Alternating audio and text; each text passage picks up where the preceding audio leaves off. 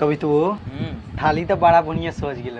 हाँ दीदी तो देर कौन बात के, चल भैया के राखी बांध देवल जाओ। ठीक बच्चा। तोहर भौजाई बा नैहर उ चल जाए यहाँ केहू मर जाए उ तहाँ से डोल सकेला। बड़ी दिन के दिन में मुंह से कुछ घटल ना निकलवाई, ना तो कुछ बोल देम तो उझट लाग जाई। बोलो लो बोलवा के पीछा से तोड़ हाँ भैया भैया जा पहले तैयारी हो के आवा। जा तू जा रुक तो यार के आगे। अरे गोलियां पर बोलिया झूमे मुस्की पर झूमे लटहट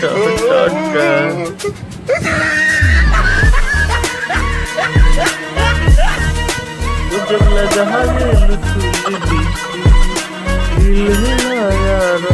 कि तुझी लटो पलागी।